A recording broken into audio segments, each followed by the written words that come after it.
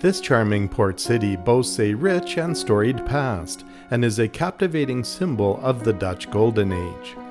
Over 4 centuries ago, a decisive naval battle unfolded here, altering the trajectory of Dutch history. And it's situated on a body of water that underwent profound transformation during the Middle Ages and recently became a focus of Dutch engineering. I'll share these stories as we explore the historic streets of Hoorn in the Netherlands, while it happens to be celebrating King's Day.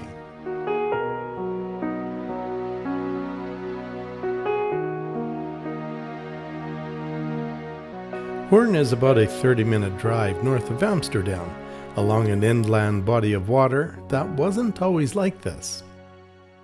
Around 500 BC, it was a set of smaller freshwater lakes, which grew over the centuries to become one large lake by about 800 AD.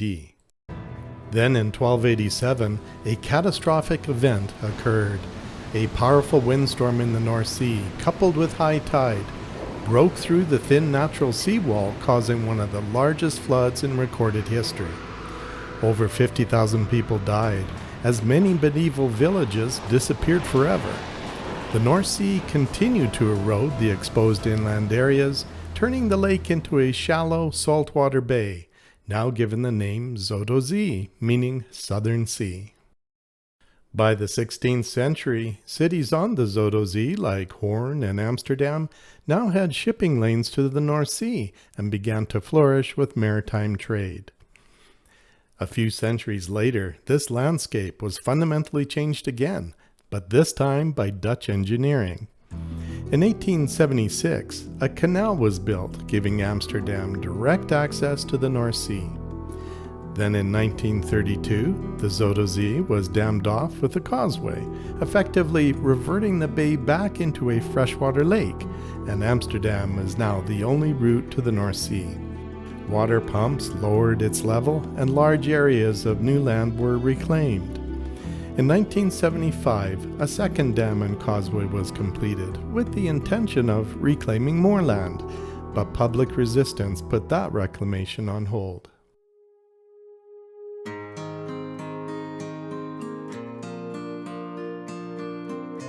We now take a walk through the historic port town of Hoorn, taking in its beautiful sights.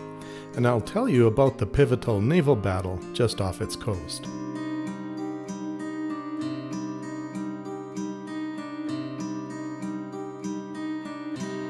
Today also happens to be King's Day, a holiday of celebration in the Netherlands.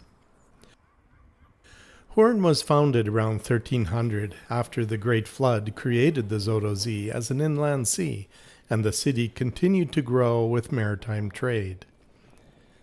In the 16th century, the Dutch region consisted of independent cities, not yet a unified country. Catholic Spain harshly dominated this region with Protestant insurrections and heavy taxation. As Dutch resistance grew, Spain launched attacks on rebellious cities, igniting what would evolve into the 80 Years' War.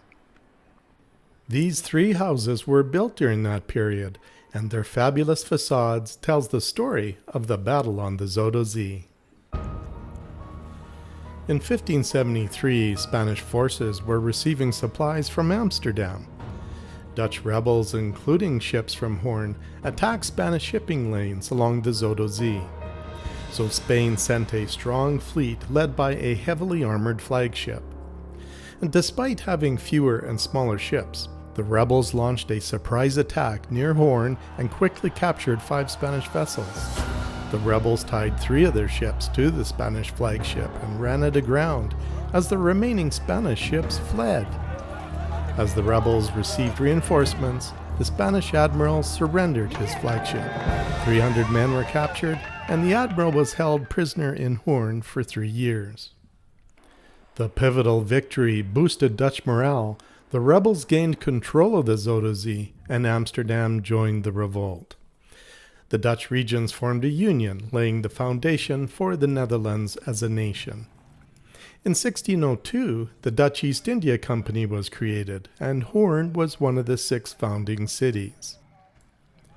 Sailing ships filled its harbor as the city supplied skilled sailors, navigators, and shipbuilders.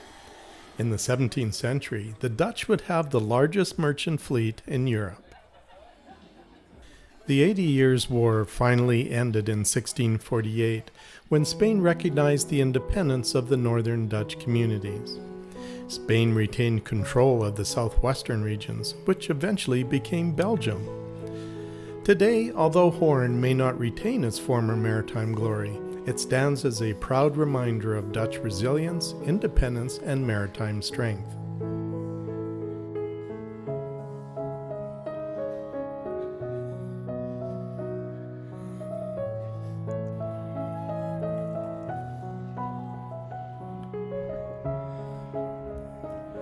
Yeah, these boats are not going anywhere.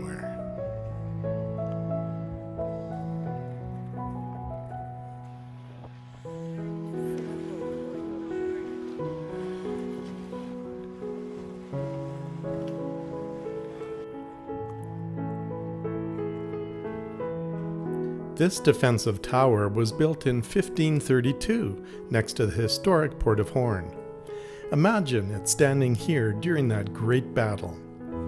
It has the most interesting architecture. Facing the water is a rounded wall about 1.5 meters thick, made of light-colored limestone to be visible to sailors in the distance.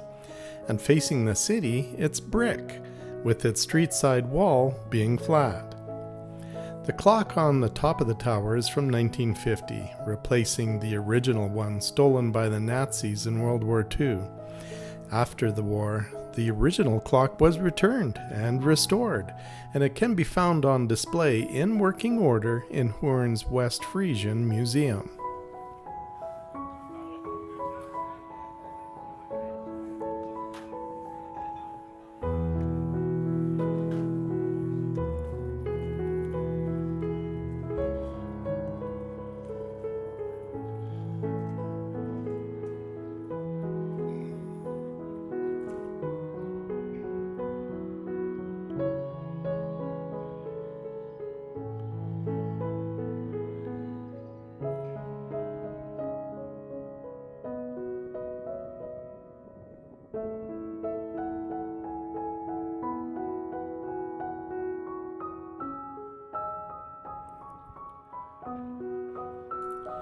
We now leave the harbor and head toward the market square.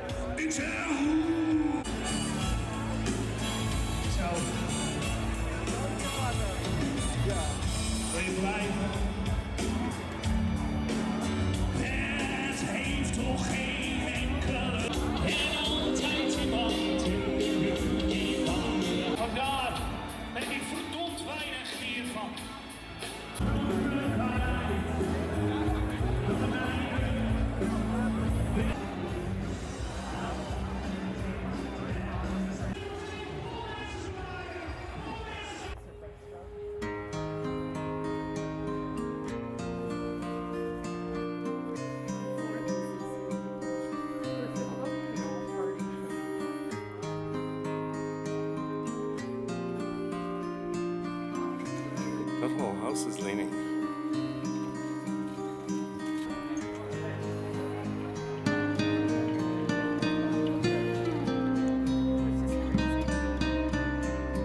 If you enjoy my videos, I encourage you to subscribe to my YouTube channel and click the bell to be notified of new releases. It's free, and sharing with your friends is much appreciated.